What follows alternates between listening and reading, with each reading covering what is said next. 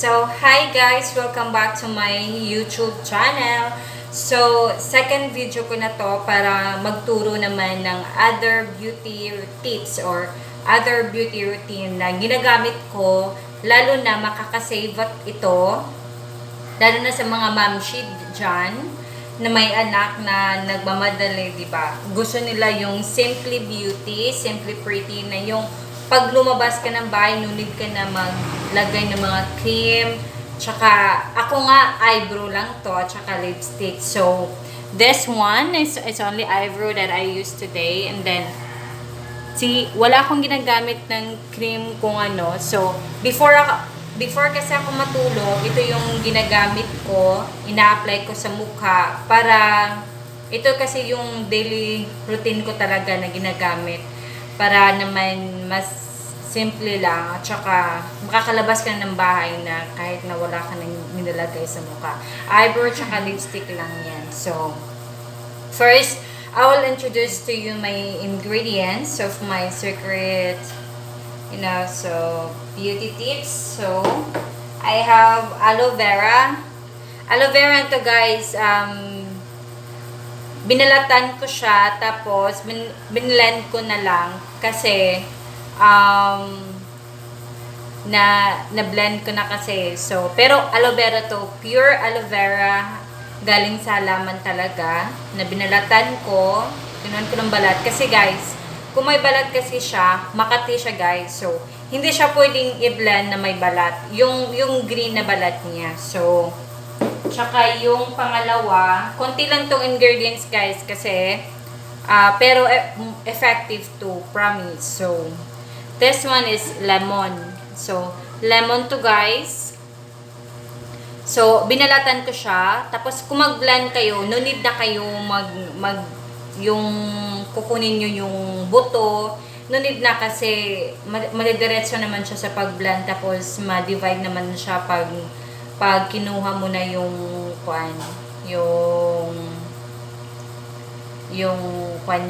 juice niya. So, next one is yung potato ko. Yung napakasariwa, tsaka napakaganda, kumbaga gwapa.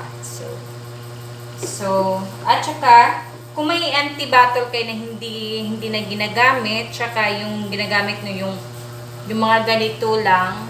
Kasi nung una, kasi gumagamit ako nito yung toner na Omni toner, pero hindi na ako nagagamit nito ngayon. Matagal na, mga 1 year na siguro hindi na ako gumagamit ng Omni toner. Kasi gumawa na ako ng sarili kong beauty products ko na talagang palagay ko hiyang naman ang lahat dito. Yung gagawin ko at saka ituturo ko sa inyo kasi natural at saka walang halong chemical. So, magaganda ka talaga. So, start na tayo guys. So, natapos ko na i-blend tong aloe vera. So, lagay na natin to siya. So, in the next is yung tomato. Ibilan natin siya guys ng 5 minutes lang. Madali lang naman to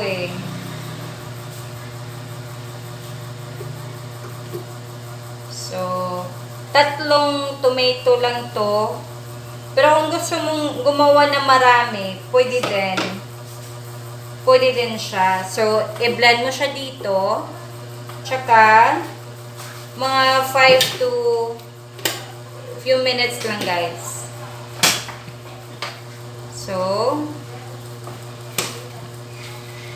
blend lang natin.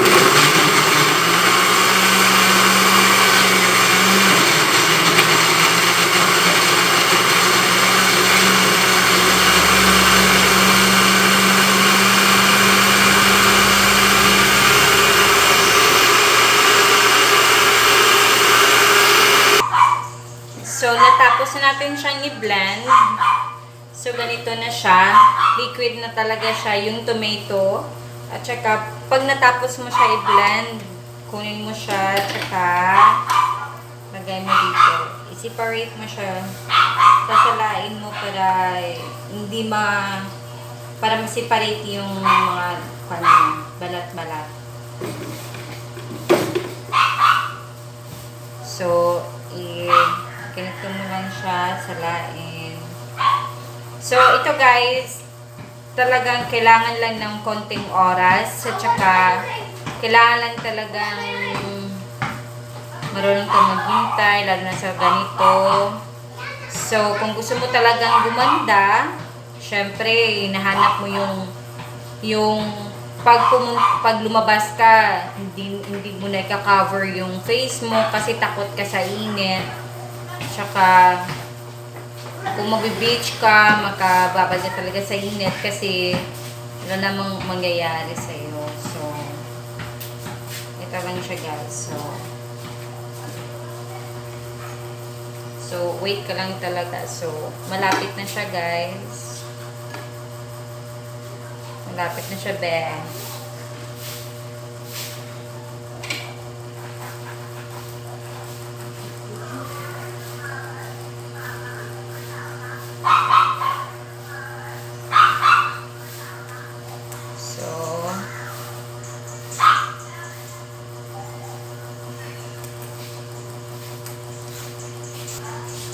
So, bat natin siya sasalain para mahiwalay yung, ito kasi yung smooth niya, smooth juice ng tomato.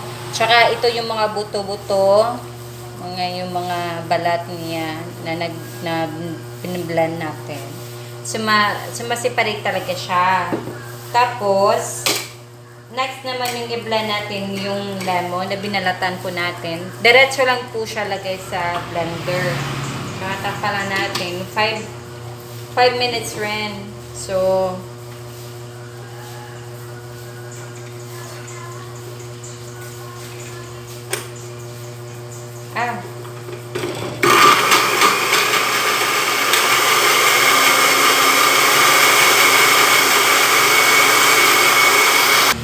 So, natapos na nating i-blend yung lemon natin. Pero, ihalo lang natin dito sa tomato juice natin. 3 ingredients lang to guys. Nalid na kayo mag-add ng kung ano-ano. Ito yung lemon natin. So, ganun din gagawin katulad ng tomato na sinsala po natin. Kasi, para mawala talaga yung balat niya o kung ano. So,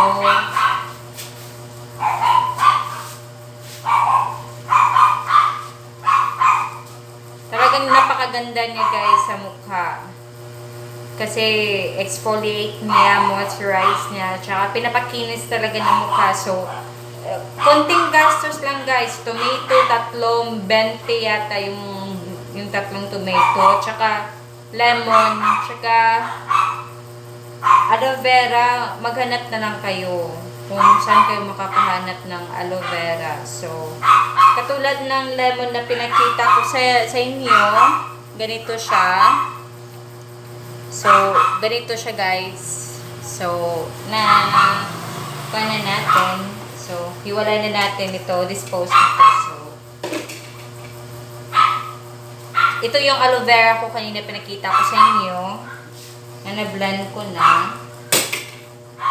So, combine lang natin lahat. Pagkatapos na-combine na lahat guys, balik natin siya sa blender natin. Kasi kailangan siyang ma-blend lahat para hindi mo na kailangan ukay-ukay ng kutsara. Pero mas maganda siya guys kung pagkatapos ng halo, yung paghalo mo talaga gamit yung blender. So, balik lang natin siya dito sa blender natin. Tsaka blend natin ng 5 minutes lang.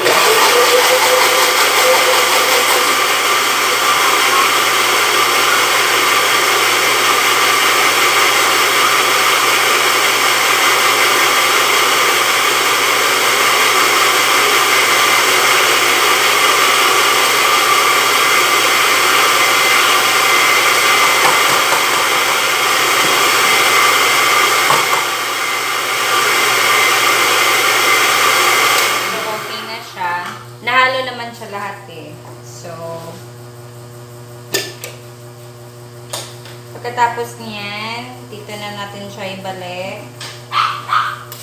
Ganun pa din. Para naman pag may natira,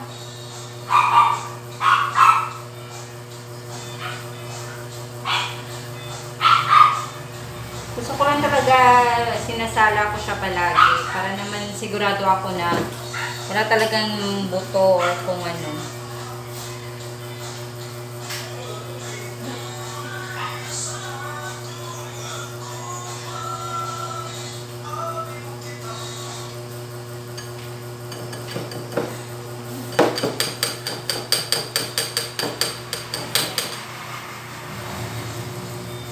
So, okay na siya, guys.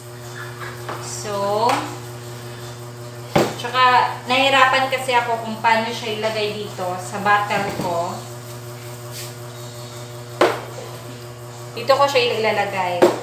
Bale, 3 bottle ang magagawa kapag paano. So guys, lagay na natin siya sa empty bottle. Any of empty bottle. Basta, mas maganda pag glass siya, guys. So,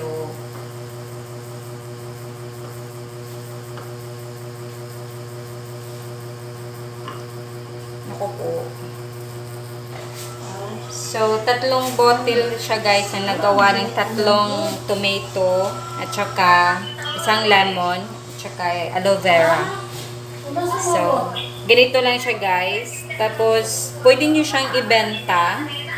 Tsaka, depende sa inyo. Kasi sa akin, may bumibili na, ganito po, 150 po. So, cost mo lang siya pag ikaw gumawa ng 50 pesos. Suppose, meron ka na 100 per can. So, ganito lang siya.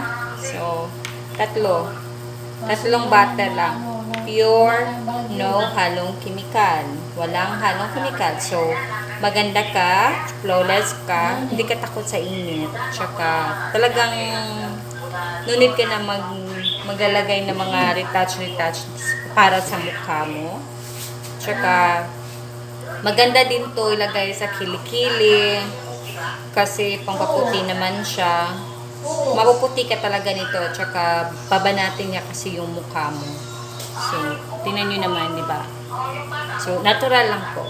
So, thanks for watching. I hope you learn something and tsaka nagustuhan niyo yung video ko. So, thank you and bye. Happy beauty tips, guys.